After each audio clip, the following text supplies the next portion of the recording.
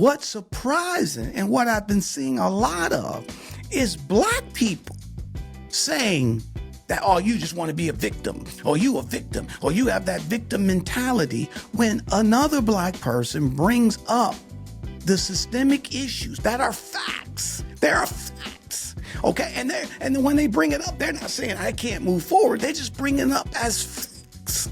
And black people have now emulated and took that and is calling other black people that. That's the part that drives me. I don't even get it, okay? So discuss race and how it plays a factor and how we didn't even talk about this topic because we were afraid. A Black Executive Perspective. We are coming to you live on a Black Executive Perspective podcast. I'm your host, TonyTidbit. And I'm your co-host, Chris P. Reed. And here we cut through the noise and get straight to what matters.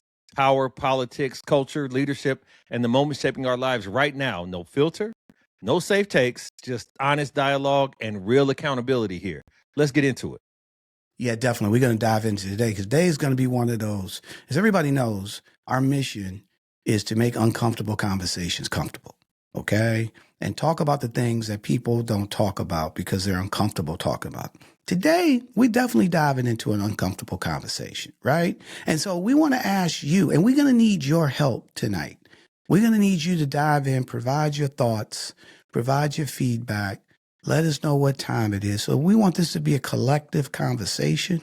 So please jump in. We'll put up your comments on the screen. But tonight, we want to ask everyone about a question that gets casually thrown around way too much. It's becoming the same.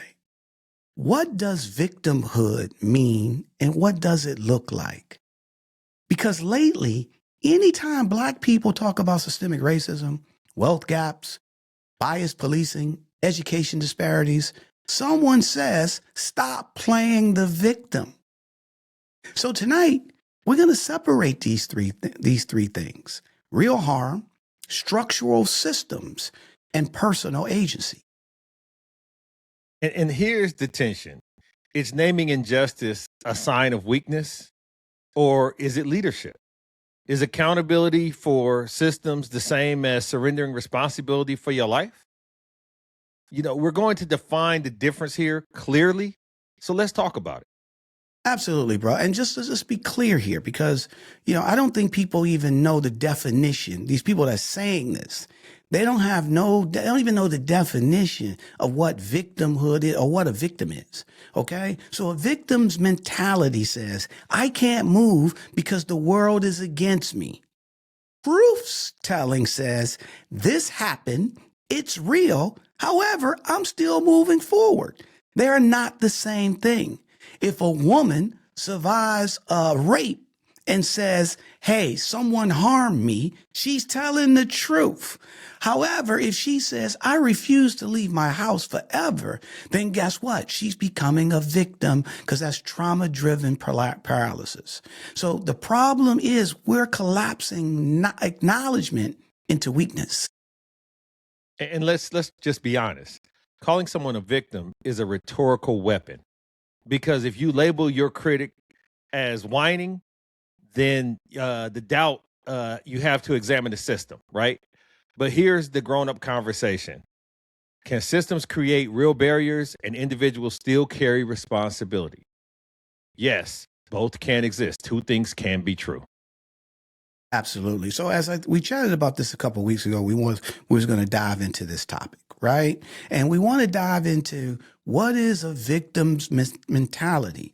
Because again, people don't know what they're talking about. But let's make sure that everyone else is on the same page, all right? So we can have a very collective and collaborative discussion. How long are we going to have this never-ending victim complex? At what point in time does it actually start becoming your fault for your own failures? Or are you going to sit there blaming some straight white man from the early 1900s for the rest of your life? My God, you spoke what needed to be said. You're speaking facts. Amen, sister. See, I forgot. Only the white man can be called out. Not the black folk. Can't never call them out. Always the victims, never the aggressor. Accountability equals kryptonite. Stop using race and gender as an excuse for why you're not successful. You're not successful because you're lazy, you don't have the right information, and you don't have the right strategy to be successful. Stop blaming the system for you not changing. So as a clinical psychologist, I get to hear every excuse in the book for people not changing. And one of the most common ones that I hear is that the system is unjust and that the forces of capitalism, racism, sexism, and systemic oppression are so great that it's not even worth trying. So the bad part about it is, at no point in time did any of the people speaking say that these things didn't exist. They said that it's being over-exaggerated, or we should collectively get over it or just absorb it, accept it. That's not a good message to send someone if you're saying that they're a victim.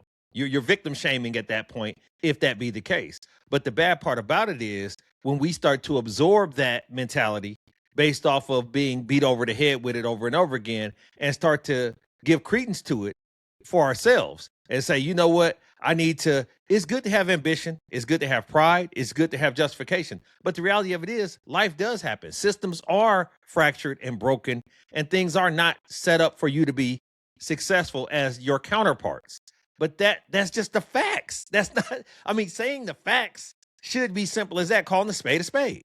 Yeah, and again, so here's the thing though, buddy. What's that old saying, birds of a feather flock together? Mm-hmm. I've been on this planet for a long time. I've had friends. I've been in a lot of places. I have friends that I grew up in the city of Detroit, Michigan. Okay? And some were highly educated, some dropped out of high school, some whatever the case may be, right?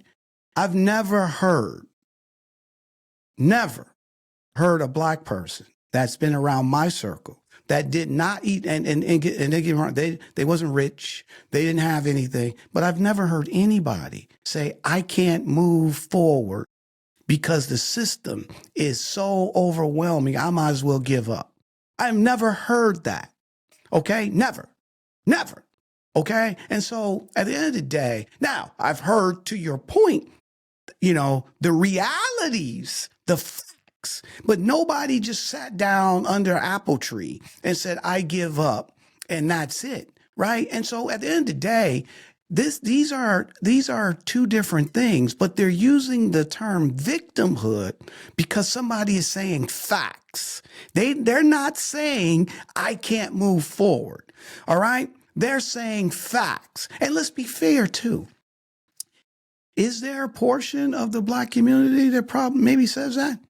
I wouldn't doubt, okay? Because that's no different than any group, okay? There's white people that live and just like, hey, the government ain't doing nothing for me. They not thinking of me. There's nothing we can do, okay? You don't hear them. You don't hear people calling them victims, okay? At the end of the day, and they gave up.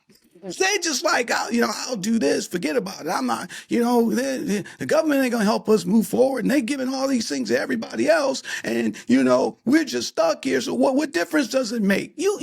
So my point is, in every group, black, white, Hispanic, Asian, Indian, Jewish, you name them, there's going to be a group that's just lazy and don't want to do nothing and will use any excuse, okay, not to move forward. That's nothing new. That's been since Adam and Eve's son. One of them probably was that way. All right. So at the end of the day, this ain't nothing new here. But to try to say that all black people are victims, or I don't want to say all black people, but you hear it more about black people when we bring up facts. Okay? Facts that are real. All right. And that's why we wanted to have this conversation today, because it's no different when we started hearing the word woke, and they take these words and they try to put them and make them a terminology about something from a culture. They try to make it a cultural word about a group that they don't agree with. And so at the end of the day, they're this or they that, because they don't want to deal with it. When at the end of the day, the word woke means to be aware, okay, of what's going on, okay? But now anything that's progressive or anything like that, it's woke, okay? But when you look at the same things that they do, you could describe those things based on their definition that it's woke, okay? And so and here's the thing, bro. I got to bring this up, and I'm gonna turn the mic over to you. Okay. The reason I want to talk about this is not because of the clip that we just played where you had white people saying stuff. Okay. To me, that ain't surprising. Okay. What's surprising and what I've been seeing a lot of is black people saying that, oh, you just want to be a victim, or you a victim, or you have that victim mentality when another black person brings up the systemic issues that are facts. There are facts. Okay. And then when they bring it up, they're not saying I can't move forward. They just bring it up as facts. And black people have now emulated and took that and is calling other black people that. That's the part that drives me. I don't even get it. Okay. So that's my thoughts, my brother. But in the same vein in which you were saying, you have jealous, hating black folks too. You got they have the same short-sightedness and ignorance that white folks do. They're capable of the same indignities and bad manners, so to speak. I remember one time I was on a team with a guy, and he played. This is how it went out. He didn't get the spot, okay, and he was like, "Man, they hating on your boy and all this and all that." And so we as teammates, we all brothers. We as teammates was like, he older than you, he faster than you. He's stronger than you. He's smarter than like we giving all this. He was like, no, it's the politics. That's coded. It's the politics, bro. It's the politics, because this, that, and third. No, they trying to get wins out of us, and he's the better chance to win. When you have that mentality, you tend to peanut butter spread that over everything that doesn't go your way verbatim. And then you start lashing out. If not for this, if I would have made it to this if I hadn't hurt my knee, or I would have did this, not with that. But the fact is, always beware of someone who constantly claims to be able to call out a victim, but never a champion. Never a champ. You never hear them talking about the yous and the me's and the brothers that did it and made it and this, that. They always talking about, man, I seen Tony from around the way. He looking bad now. It's one of those things where that's all they want to do is proliferate the myth that we can't get over the hump, or that is hard. And it's a tough situation when you hear it from your own folks, but it's a tough situation hearing from it in general, because it's not true when I'm just stating the facts. I think that one of the things is it's hard to mitigate feelings, right? My wife says all the time, you can't tell me how to feel. You can't tell. And it's a tough conversation because she's factually correct that I can't tell. But some feelings are inadequate and they're inappropriate because you're defining them and creating them where none should really exist if you really broke it down. And I think that if you called yourself a victim because you didn't have an 8-bedroom house, you dreamed to have an 8-bedroom house, 5-car garage, 2 Dobermans, that walk beside you, and then you get to this point and you ain't got that, and you like, man, if not for Tad at my old job, and them holding me back trying to promote him, I could have had this and that. It's so much more involved in that, Tony, and people just do bad math. Yeah, but buddy, but that's nothing new. So that's my point here. That's nothing new. Mm-hmm. People have always done that, right? We have friends that make excuses why they can't do this, they can't do that.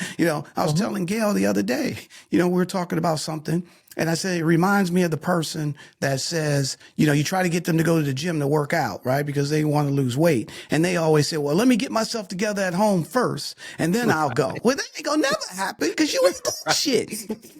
All right. So, buddy, that's not new. That's not even what I'm talking about. There's always going to be people that blame everybody but their mother or father, whatever, that they can't get ahead. Nothing new. The point of it is they're blaming, or they're using the phrase victimhood when people are stating facts. That's the difference. So people, like I said, always using excuses. That's always been around. They'll never stop. But to try to say when black people or any person, a marginalized group, says a fact, and then all of a sudden you now trying to telling them that they're victims, it doesn't even equate. But let's just be clear here. Chris and I gave you our definition a victim. This guy named Martin Seligman, he created something. I want everybody to watch this. So we're 100% clear. This ain't Tony and Chris making up something in terms of what a victim is. Learned helplessness is a psychological phenomenon where a person or animal, after experiencing repeated negative events that they cannot control, starts to believe that they are powerless to change their situation. Even when opportunities to do so arise, they don't take them. They just feel like no matter what they do, things will not get better. It was discovered by American psychologist Martin Seligman in the 1960s. He was conducting experiments on dogs where they were placed in a chamber with a low, medium, and high shock. The dogs were then given the chance to press a lever to avoid the shocks. Initially, the dogs tried to do so, but after a while, when they realized that the shocks were unavoidable, they became passive and didn't try to escape even when the opportunity was presented to them. Their learned helplessness resulted in their passivity. We can apply this concept to humans too. For example, being a victim of prolonged abuse might stop trying to seek help or escape their situation. After enduring years of mistreatment, they might start feeling like there's no use in trying to escape because nothing will change. When you introduce Stockholm Syndrome, right, where you've been conditioned to have your reality changed because you can't see the end of the tunnel or you can't see any other way, I think that the problem that I have in what we're talking about today is people see examples of champions. They see examples of the proliferation or the success that we have, and they choose to make it what it's not, beyond the facts. Right. Here's the thing, bro. There's a reason behind that. Okay. It's not just they choose it. So again, man, these things, even when I was talking about the woke stuff, that wasn't just happen chance.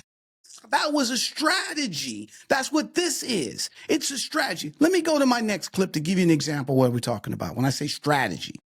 Black people have a victim mentality. I keep seeing that same phrase pop up over and over again whenever I'm on social media. And every time I see that, it already tells me a lot about the person that's saying it. Not because criticism isn't allowed, but because the people that are using that phrase usually aren't trying to understand anything. They're just repeating something that they heard and like the sound of. It's just like the 1350 argument. But when you really listen to how people use that phrase, they never really explain what they mean by it. It's just, y'all are always playing the victim card. Just work harder. Y'all blame everything on racism. And it made me realize something. Most people that use that phrase don't know what accountability is, and they don't know what history is either. It's just something that they're tired of hearing us talk about. When they say that black people have a victim mentality, what they're really saying is, I don't want to hear you complain about systems anymore. They're not necessarily saying that the suffering we go through isn't real, even though some people will try to argue that point too. But what they are saying is that they're uncomfortable acknowledging it. It's uncomfortable for them to admit that some people start the race much further back. And it's especially uncomfortable for them to admit that some of the advantages that people enjoy were not earned. They were inherited. Because notice how that phrase gets used when we talk about things that are documented, like redlining, mass incarceration, police brutality, education gaps. The list goes on and on. Nobody calls it a victim mentality when other races do it. When they do it, it's advocacy, it's awareness, it's fighting for your people. But when we do it, suddenly it's, oh, y'all are just making excuses. One of the many things that a lot of racist people don't understand is that acknowledging context is not the same as avoiding accountability. I 100% agree. I think that the level of accountability though has to go on both ends. And when you talked earlier, we talked about the guy who said he was a clinical psychologist and people come in and say, I didn't because this and because that and whatever. But he also knows of something called compassion fatigue.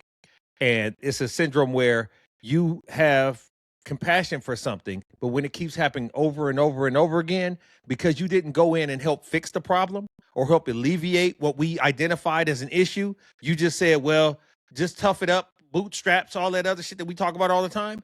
When you have that thing where you don't really want to help the issue get better, it's going to proliferate over years and centuries and things like that because we didn't do anything to make it any better. And so therefore, we're going to keep calling it out because, ow, that still hurts.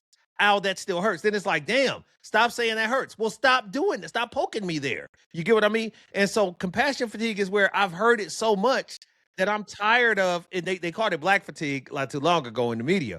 But this idea of, I'm tired of hearing about the struggles and the strifes and the conflict and the tribulations and things like that. And I'm not saying that they don't necessarily exist. I'm just personally tired of hearing about it. And so that's why I'm lashing back out to you to say, stop being a victim. Stop being a crybaby. Stop whining. It's that, right? It's that. And then the other thing, like my brother was saying, is that when things don't affect you, okay, it's easy to say, just pull up your bootstraps or think accountability, right? And the challenge, my brother, is that at the end of the day, they don't want to hear it. They don't want to learn. But again, I keep going back to, what was that? Remember the Titans. Like, you don't want to know. Right. All right. And they don't want to know. Okay. Just to be fair. Right. And so, but I'm just being, when Jewish people talk about that anti-Semitism is on the rise and we see commercials and do you hear them being called victims? You don't hear that. So number one, they're speaking facts. Those are facts, right? But you don't hear them say that, okay? Or if another group says, but the difference is, my brother, what we're trying to, the victim part, we understand what a real victim is. What we're trying to convey here is that at the end of the day, just because somebody speaks facts doesn't mean that they're a victim. Just because let's look at the whole sentence. What's that? A compound sentence or whatever it is, right?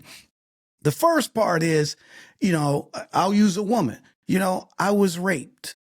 Okay, so I want to tell people that I was raped. I was walking down the alley and I was raped.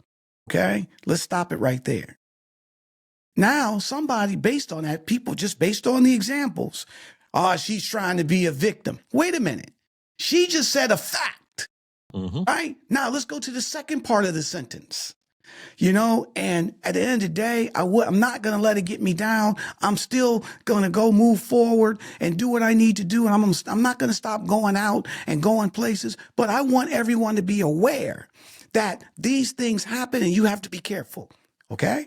So when you hear the full sentence, does that sound like a victim? So she told the truth, a fact. And then said at the same time how that fact is not going to stop her from moving forward. So a lot of times when we talk facts, okay, people automatically, they don't wait for the second part. They go right to they're trying to be victims. And I think I told you this example when this was on CNN, the sister, she was on CNN and she's, I forget her name, and she comes on periodically, okay? And she spoke at a round table, and she spoke about how when she was working in corporate, that she was making less money, okay, than her white counterparts or males or whatever the case may be, right? And then people started chiming in, calling her a victim. She trying to be a victim.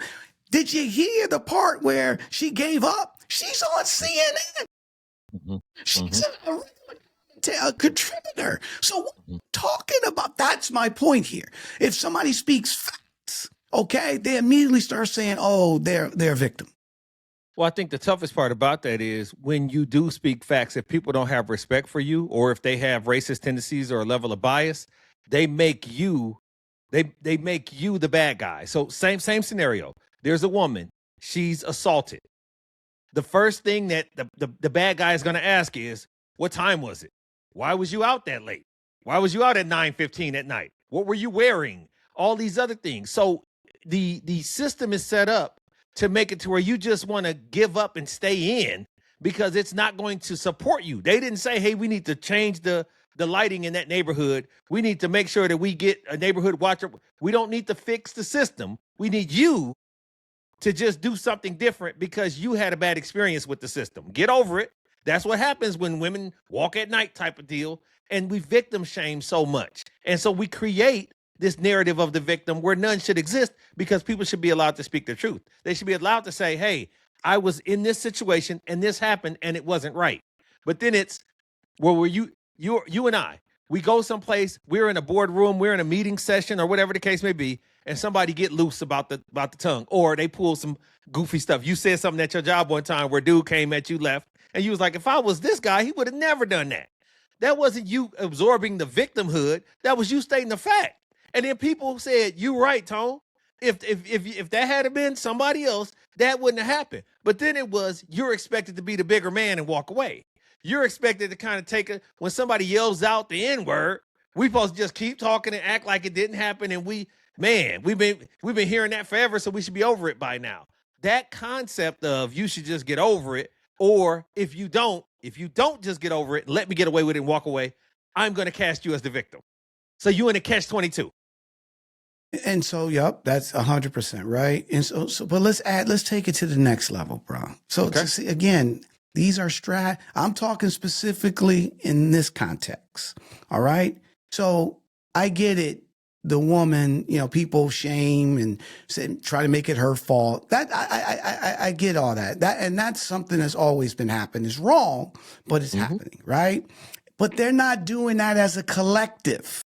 Okay, that might be one-offs, two-offs, right? But what we're talking about is a collective culture, a collective strategy to try to name victimhood when it comes to when Black people, or like I said, any marginalized group, when they talk about facts, okay? That's what I'm saying, right? So you won't see a bunch of people on social media talking about the woman that got assaulted and saying she's a victim. Okay, you won't see that. I'm talking from a broader standpoint. But if you just got finished saying, if you was on doing a social media post and said, yeah, man, when I was at work and this and that and this happened, and obviously this wouldn't have happened. I've been in this situation before, and I've seen same situations. They didn't respond this way, right? But with me, they responded that way. Blah blah blah. Then people would come at you Absolutely. and start saying, That's my point. I'm a punk. That's my point. And there's a reason.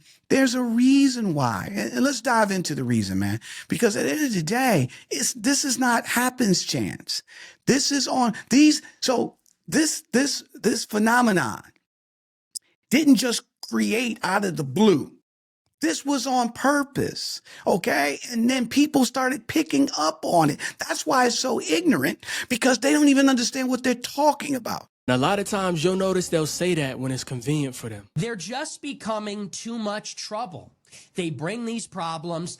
We can't solve them. We can't hold them accountable. They blame us. They don't even like us. They blame the government. They blame history. They blame our ancestors. Black people have always been held accountable. Historically, we've been held to a much higher standard. We've gotten more punishment, less grace, and much less room for error. So the idea that we're somehow allergic to accountability doesn't even line up with reality. Black people hold each other accountable all the time. Just because you don't see it doesn't mean it's not happening. Black people constantly call out bad behavior through social media, barbershop talks, podcasts, and within our own families and communities. There are Black folks that dedicate their lives to stopping violence and crime within our community. And all it takes is one quick search on any social media platform, and you can find videos of Black people condemning and calling other Black people out for bad behavior. Two things can be true at the same time. We can hold ourselves accountable, and we can also talk about the environment that we're operating in. But a lot of people want to act like history just stopped mattering at some random point. Like we all woke up one day on equal ground, equal opportunity, equal resources, and equal treatment. That's not reality. And pointing that out does not make you lack accountability. That makes you honest. Because make no mistake, if they had it their way, they would completely erase all of our history and prevent us from ever speaking about it again. Absolutely. So that's the issue, though, bro. Sorry, I'm sorry, but just to be clear here, they don't want you talking about history. They don't. They just want to wash that away. Okay, so when you bring up these things, they don't want to hear them because they want to get rid of them. They don't want. That's the issue, right? Because look, we can go to a million times. They did a Doge and they were erasing all the diversity and all the content all across the government. Why is that? But they wasn't erasing Betsy Ross. They wasn't erasing all their history. You see my point here? So at the end of the day, if we can get them to stop talking about their history, okay, or we can shame them to talk about anything bad history, all right, the facts, then it becomes eradicated because then nobody would know about it. So it's more of a shaming. It's a strategy, bro. It's a strategy flat out. And that's where I get upset is when you have people of color that fall into it and they don't even know what they're doing. Yeah, but I think he said that we call each other out and put ourselves on blast a lot too when we see it's a double-edged sword. You know, we got people that come at us and then we like, dang, why can't you ride out and stand in and be cool? You know what I'm saying? When we trying to say something, the Stephen A. Smiths of the world, and then you have people that go the other route and pacify and qualify bad behavior and things of that nature. So, but that happens in all communities, like you said. Have you ever read Fahrenheit 451? Have not, no. Okay, cool. So, book 1953, guy named Ray Bradbury wrote a book called Fahrenheit 451. The premise of the book is, in the future, dystopian times, firemen are burning books. And they're burning books because they don't want you to learn about a broader history, or they want you to know what they want you to know. And if you have the opportunity to get outside your world in a book, then they lose control of the narrative. And so they realized that firemen back in the day used to fight fires, where now firemen are people that actually burn the books. And they're going around finding books and burning them and calling them, it's like a witch hunt type situation and blah, blah, blah. The moral of the story is, it's just like with the critical race and all this other stuff that you're talking about now. If they get a chance to successfully erase some of these things that have occurred, a generation or three later, we don't speak that language. We don't even the Mayans. Flat out. We know that the Mayans existed. We don't know anything else about the Mayans because they got rid of all of that stuff. Flat, buddy, you hitting it right on the head, right? So if they can shame you from saying, and y'all, you just trying to be a victim, okay? Then eventually you will stop talking about it, okay? And then it goes away, right? And so that's where we can't allow that to happen. And two things can be true. You can still hold yourself accountable, but also tell facts. Right. So that's the part that drives me crazy, is that at the end of the day, they're pretty much saying, oh, you just want to make excuses and this and that. Who's doing that? Look, man, I mean, and again, man, let me ask you this. You live in Dallas. OK. You communicate with a ton of people. Let's just say black people or Mexican or Asian or just marginalized group. Right. And just be honest here. How many times have you heard somebody from that marginalized group speak the fact and then say, you know what, there's nothing I can do. You know, there's no sense for me even try to move forward. No, I don't hear that. Thank I don't you. hear the defeatist speech. I've never, that's what I'm trying to, who are you? So number one, if you're saying I'm hearing this, who are you? Number one, see, here's the other thing too. If you're hearing this, and you're saying you're hearing it from a lot of people of color, who are you hanging around? Okay? So what does that say about you? All right? So because birds of a feather, this is my point. If you're winning and you're making stuff happen, you ain't hanging with nobody who's making excuses. Right? Right? So you wouldn't even hear it. That's my point, Chris, is that people are saying it. And these are influential people. These ain't like somebody in the ghetto who's saying, man, I was hanging out with my boys and we just gave up. Okay, I can get that, makes sense because you guys birds of a feather. So how are you sitting here and saying and trying to put this on when at the end of the day, you would have to hear it from your group, the people that you hang around, right? So what does that say about you? So number one, that ain't happening. But you're still pushing a narrative that's not true. But people tend to stop when their narrative is being exercised. Let me give you a great example. Once you get to the person that fulfills what you're trying to accomplish, they represent the entire diaspora. So if you a black dude and you against black folks doing it, once you get against the dude that just robbed the convenience store, you like, see? They rob it. Then that's when they start coming out. Correct. We was talking about the guy that speaks against folks. The new Charlie Kirk guy. The new on the I forgot what the turning point. The brother on the turning point brother. Correct. If you could put 15 examples of the good brother in front of him, and he will say that's an isolated incident. That's a one-off. You taking care of your kids and working and preaching the gospel, doing this, that. You're a one-off. You're one of the good ones. But you put one example that he don't have to know a lot of information. He has to know that this person did something and they're bad. The brother from Michigan. See, this is why you can't give money. The preacher, the pastor. The coach from Michigan. Sharon Juwan Howard. No, Shamar Moore. Shamar Moore. Shamar Moore. Shamar Moore. So now look, he had two. Bruh, this ain't even about his coaching no more. It's not about all the things he built his career for. It was he got a lot of money and started chasing white babes and having an affair. Like, what are we talking about? What are we? Do you know how many coaches have got caught up? The coach at Arkansas, Patino. Like, it's been so many coaches caught up in stuff, but because he did it and he was black, you should have never gave him money. You should have never gave him a platform. So here's the thing, though, bro. Again, I hear you, but if that's coming from white people, that don't surprise me.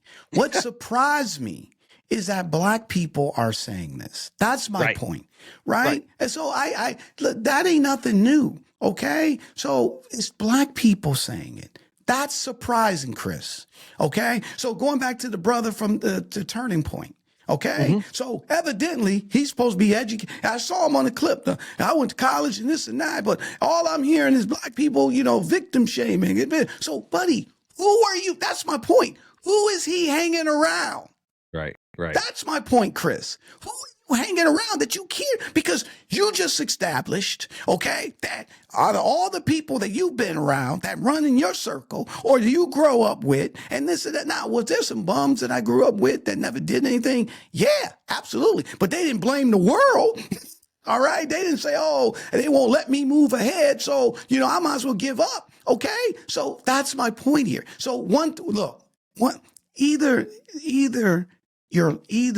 you're hanging around the wrong people that are losers that's saying this, or you're making it up. Okay, that's my point. Because at the end of the day, we have other people on the chat. How many people have you been around that said, hey, I can't move ahead in life. I've just given up because systemic racism is so bad and they won't let us move ahead. And I try to get a job or I got a job and they let me go because I was black and I'm done. Okay. I just want to hear somebody tell me people that ran in your circle that say that. And here's the thing, not one. Okay. I'm talking a multitude, because that's the narrative that's being pushed, that black people, a lot of black people or Hispanic or whatever, all they're doing is complaining. All they're doing is blaming this and that on that's what the narrative says. It's not saying one person. It's saying a lot of people. Okay. And I'm trying to find out where are these people at? And more importantly, how are you associated with them if they're saying that? Because I wouldn't be associated with anybody that had that type mindset. I don't run in those circles. So that's what I'm trying to understand. Where are they getting their information from? Right. And not just, and as the people are chiming in, that's because it doesn't fit your narrative. But for somebody who's trying to abide by that narrative and lift themselves up, I was reading something recently where Justice Clarence Thomas of the Supreme Court denounced a bill for DEI and some other things that allow for African Americans or marginalized people to get certain scholarships and certain opportunities from an educational perspective. The hypocrisy, and I told you this, hypocrisy died and I didn't get the invite to the funeral. The hypocrisy is he came up under that same program. He's not the damn Supreme Court justice today, if not for that program. But now he like, no, they need to bootstrap and they need to try harder and they need to. But when your ass was coming up on it, it was cool. Now that you done got in, you done shut the door and padlocked that thing. What are we doing? You know what I mean? It's the concept of we have a lot of people who are using their platform against something that if you look back a couple layers or a couple years ago, they was on the same side here. Not to get off into this, right? But the MAGA folks, bro, it's so much footage of them specific. J.D. Vance called Trump Adolf 3 or 4 years before he ran with it. Like this, the concept of if I can't beat him, join him. And I think that we got a lot of people that ride out like that, Tony, where they like, look, it's more profitable, it's more sexy, sensational to talk bad about my own folks. I don't have no couth. I wasn't raised right. So I'm just going to talk bad about my own folks. But here's the thing, though, bro. See, I hear you. Let's just stay specifically on this. Okay. Let me give you an example. So one of the cries, the screams, all of last year and in 2024 was that DEI was taking jobs from white people. Okay. And black people were being promoted or hired that was not qualified. And they're taking my job. Okay. And, we're here in nowhere and nobody's doing nothing for us, but they're doing stuff for them, whole 9 yards, right? Did anybody call them victims? You see my point here? Okay. Matter of fact, they changed the law. Change the laws, bro. Okay. Did anybody say, oh, they victim shaming? Leave? Shut up. You can go hold yourself accountable. Get off your own ass and make this happen. Did you hear that? That's my point, Chris. Right. Okay. Just keeping apples to apples. Yep. You hear none of that. They were screaming and crying.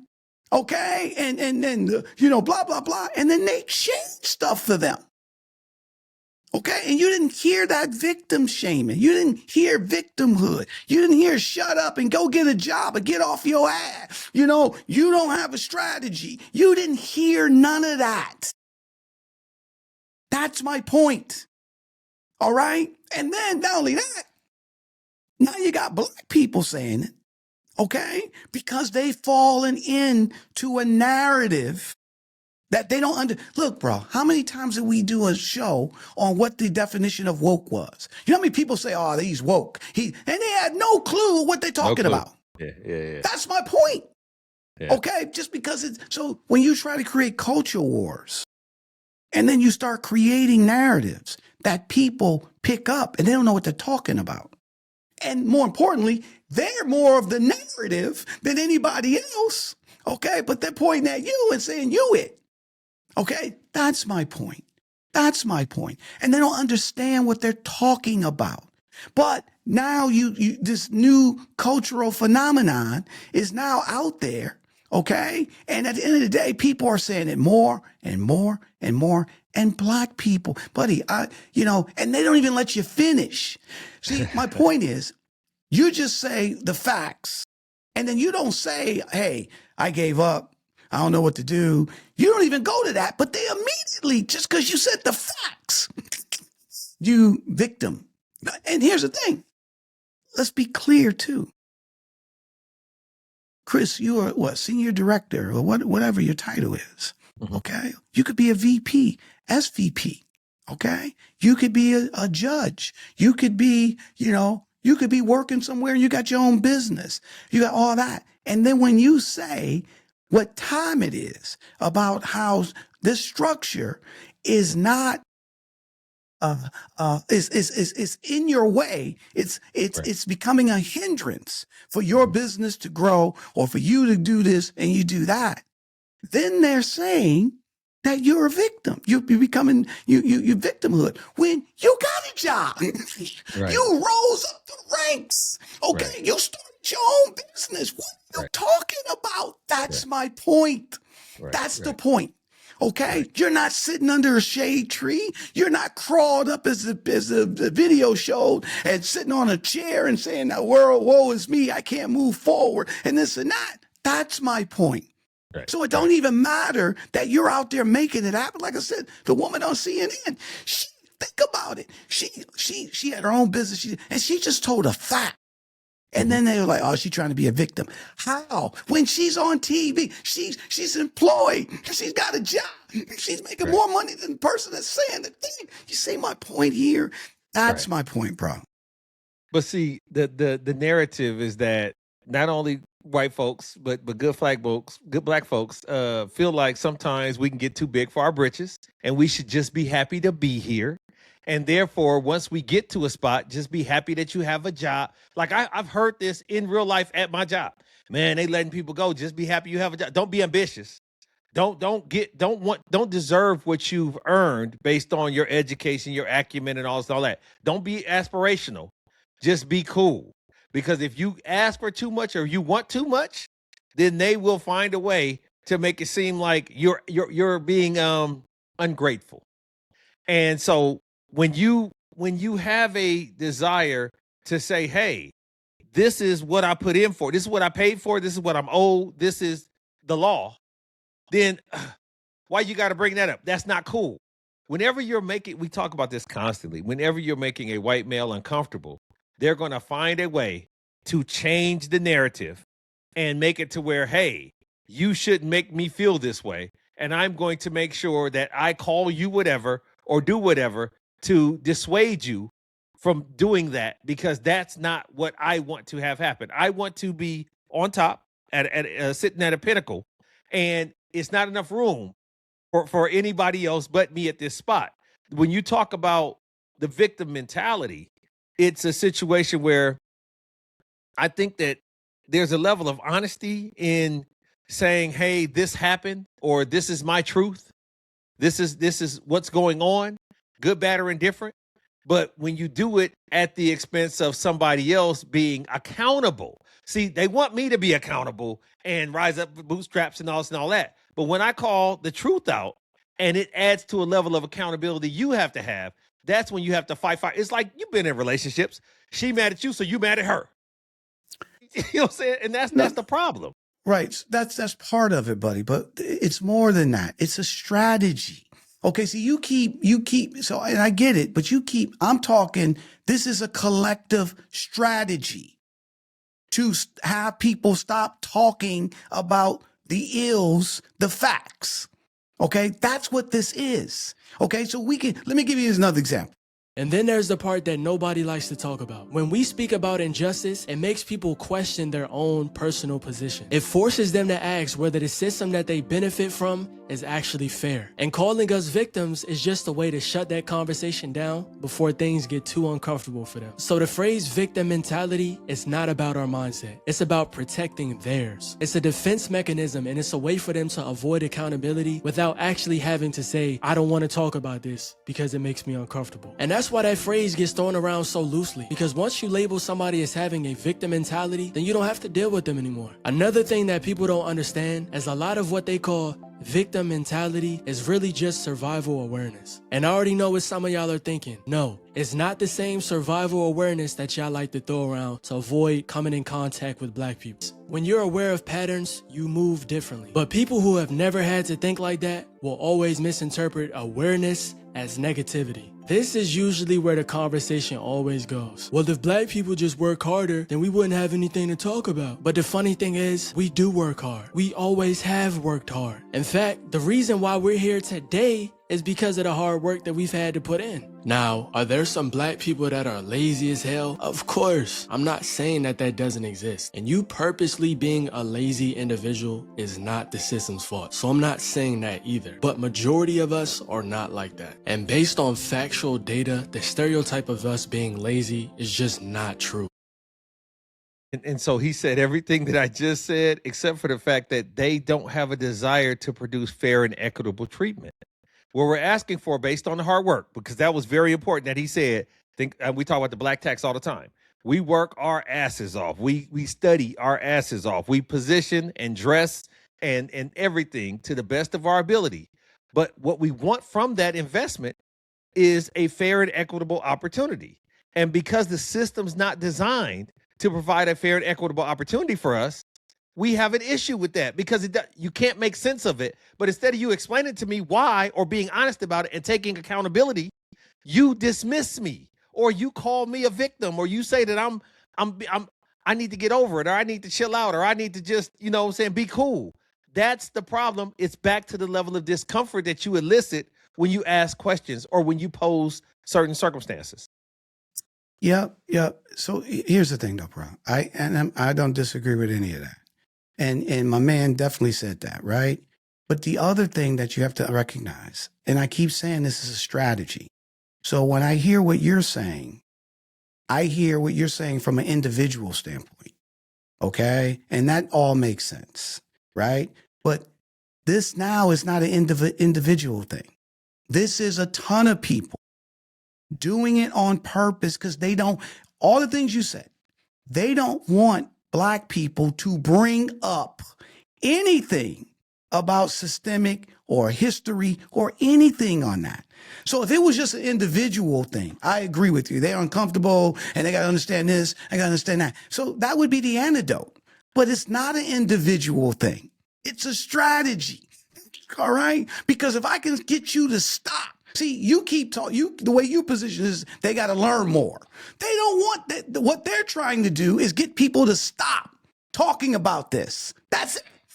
All right, they don't want it. It's not about they need to learn more. They don't care about that. If we can make, you just saw the earlier clip where my man talked about how they were electrocuting the dogs. Okay, and the dogs had a way to get out of it, right? But after they got electrocuted a few times, they just gave up, right? So they're expecting us to do the same thing, bro.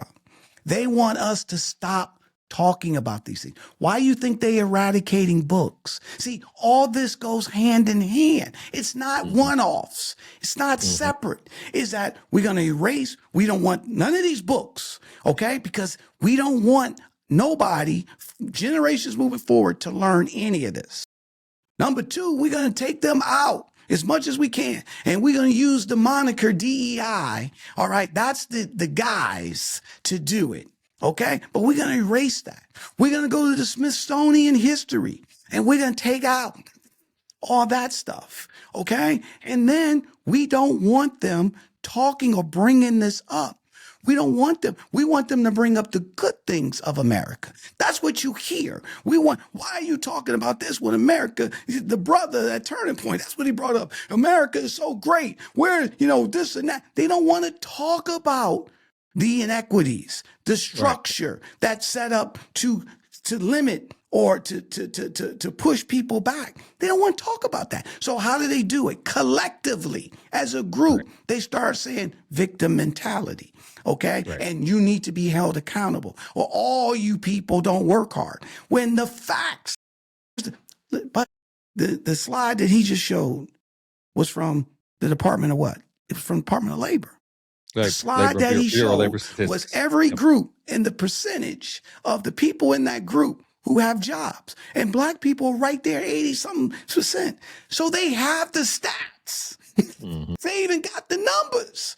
Okay? But you don't hear that. They don't refute that. Okay? So that's my point. They have all the truths. They know the truths. But what they're trying to do collectively, just like they came up with woke. Okay? That came up. That's a collective strategy that anybody can jump on. Right? And then all of a sudden, now that'll shame people from bringing these things up. And so that's my point. All the things that you said in terms of this, buddy, 100%. But that's not new. Okay? Because that's always been the case. This is a collective strategy. Okay? And now even Black people are diving into it. And so when you start diving into something, and you remember when we did the clip, we did the show about woke, and we had what's the governor of Florida? DeSantis. Okay. Here's my point. Okay. And at his inaugural, after he won re-election, what was his election speech? You remember? When he was talking about we gonna get that out of Florida, we not gonna have woke. We fight the woke. Yeah. He said we fight the work woke in the legislature. We fight the work woke in schools. We fight the woke. That's what and people, because we don't want the woke. He was saying the woke. Okay, so the bottom line is, people were cheering. And they had no clue that. What he was saying is, we don't want you to be aware about what goes on in the legislature. We don't want you to be aware what goes on in court. We don't want you to. That's really what the definition of woke. But people were cheering, and they didn't even know what he was talking about. And he was basically saying, we don't want you guys to be aware of anything. Okay? That's my point. So now you create a system of victim shaming, a victim mentality. And now people is throwing that on anything, right? Absolutely. Just because somebody says a fact. Okay, Mhm. he's got a victim mentality, because you're trying to create the same type of landslide or avalanche that they did Right. with woke. And that's what I'm Right. seeing with the victim mentality stuff.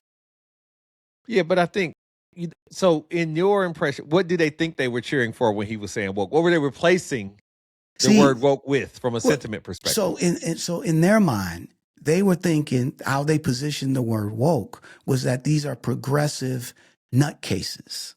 Okay, that they're Okay. pushing stuff too far because Okay. you see my point. So that's what Yep. he was saying. When actually they were and everything. Is there some truth to some of that? Absolutely. There's some people that go way to the left too far. So that's true. But at the end of the day, they were just talking facts. They were saying that this needs to be fixed, and so it was facts. Okay, and by the end of the day, and those facts would benefit the people that was cheering. All right, but when you can throw stuff out to make people ignorant and think and make the message about something else, okay, then that's what that was about, bro. Why did you ask? Because people are adverse to change and they don't want accountability. So in the idea of, I remember we went through a phase, let's just say 8 years ago, where they were talking about bring your authentic self to work. And then that backfired on a lot of people because they believed it. And you got to, I mean, we had to do another show on code switching and all this other stuff, but we can't operate openly and candidly because it creates a level of fear and inadequacy. Because if you do know that it makes me uncomfortable, you do know that I'm not happy to be here or I'm not just happy to have a job, you get nervous and you get anxious and you feel uncomfortable. And therefore you want that out of your, you want to make it feel like, I'll say this. And as we, shut this thing down, there was a tour in Louisiana of a plantation. And it was a young lady. She's on the tour. And the people that are giving the tour are saying this is one of the most profitable plantations, but they treated all their slaves like family. And they just, and everybody wanted to be, nobody hardly ever ran away. And there was no rebellion and this, that. And it's like, what are we doing? You're trying to qualify slavery, which is naturally, authentically a bad thing. Like it's just a known. If somebody made your child a slave right now, you wouldn't be happy. Okay. But you're trying to qualify like, no, it wasn't what you said. It wasn't what they told you it was. It wasn't what they're whining and they're crying. They're not being honest about how they were treated. No. And then you go to any kind of museum and you see the lynchings and the hangings and the pictures, the news clippings, the invitations. That's what it really was. That's what they're trying to get rid of, is the reality of somebody has to say, you know what? That doesn't mean that these people are responsible. But there's a level of accountability that has to happen to what occurred in the United States. And that's what they're running from. They're running from that level of accountability. So you speak in my language. That's exactly, they want to write the history the way they want it. To your point, they were family. They were this and that and the whole 9 yards, right? So that's my point, Chris. So we're aligned, my brother. We're definitely aligned now, right? So look, at the end of the day, we need to recognize, we want everybody to recognize, right? Leadership says, I see the system, I understand the barrier, and I'm still building. That's what the majority of people are saying. Okay? Right. So that's it. Okay? That doesn't make them victims. They don't have a victim mentality. Why? Because what they're saying, I see the system, I see redlining. Okay, that tried to keep me in my one neighborhood and wouldn't let me move to another neighborhood, right? And I understand why they're trying to do it. But guess what? I'm going to still work on getting out of here and moving to some place that I want to be at. So that's not victim mentality. Okay? Yeah. Well, the victim mentality says the system exists, so I quit. Nothing I can do exactly. about it. But buddy, so you're 100% right. But that's what we want the audience to walk away with. So if you hear somebody gives facts, okay, don't immediately, just because they say the fact, they got a victim mentality. No.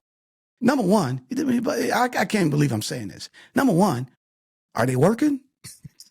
What's their title? Do they have a business? Right? So you can't even say they have a victim mentality if they speak in facts. Now, if you hear the end of the sentence, I give up, or there's nothing for me, Oh, I don't know why I should keep moving forward. Then they have a victim mentality, Absolutely. right? Absolutely. So that makes sense. So just be clear. Truth says the system exists, so I adjust and advance. Truth telling is not victimhood. Surrender is. Absolutely. Heavy, dog. It's always it's like you said, making uncomfortable conversations comfortable, but we have to start with ourselves and then cascade it outwards. And that's, the nature of these conversations, the back and forths and the audience engagement, things of that nature. But this was definitely something that as you see it now, you can't unsee it, right? you can't unhear it. And we have to do better and then we can't just go away quietly. As a sports fan, I'm always attracted to the team that don't just quit. I'm always attracted, even when things are not looking good or things are not looking up. I mean, they don't just go away quietly. They stick it out until the end and fight the good fight. And that's what we have to do as a country and as a group of a collective. Like you said, there's one collective that's going this way. We got to be the collective rowing in the other direction. Yeah. So next, we're going to close here. So make sure you check out our shows. Need to Know with Dr. Singer Burden every Thursday. A Mixed Executive Perspective with Grace Food and Corey. New episode will be released tomorrow.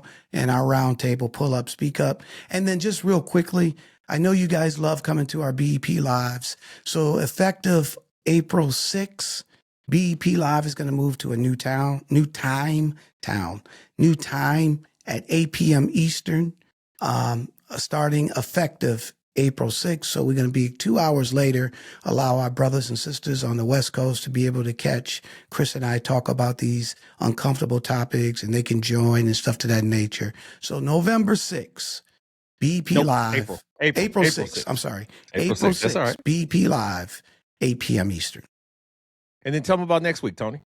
We're not going to be in Victimhood. So next week we're not going to be here because we're going to be in Austin, Texas at the HBC AI conference. HBCU AI Con? HBCU, sorry. AI conference. We're going to be doing a live episode there. We're going to be interviewing a lot of esteemed guests that's invited. I just got finished chatting with the mayor of Durham, North Carolina earlier today. We're going to sit down and speak with him. So we have a jam-packed next week. We'll be seeing some of our clips on social media. So please, engage with them, like them. But yeah, BEP is going on the road. So we won't be here next Tuesday, but we will see you on the 10th, on the 17th. That's when we'll be back. 17th, yep. We'll be back on the 17th. So thank you for tuning in. Of course, now, thank you for tuning in on the 17th. Make sure you check us out, comment, like, all that stuff as you like to do. But we always want to, make sure that we are reaching you wherever you are. And do you want to give them our call to action today, Tony? So listen, the call to action today is recognize what victimhood mentality is. Okay? Because that's really the key. And when you hear that, push back on it, okay? Because at the end of the day, people still need to say the truth, and they still need to be held accountable. So two things can be true at the same time. But if you're not hearing that they're willing to be held accountable, then guess what? Then they have a victim mentality. All right? Absolutely. All right. So we thank you guys for joining another episode of BEP Live. We'll see you in 2 weeks. March 17th, and again, April 6th, 8 o'clock Eastern. For my co-host with the most, my boy down in Dallas, Chris P. Reed, I'm Tony Tidbit. We talked about it. I was definitely hoarse about it, so I'm sorry about that. I got a cold, and I'm coughing and stuff to that nature. But regardless, we love you, and we'll see you next time, and we're out. A Black Executive Perspective.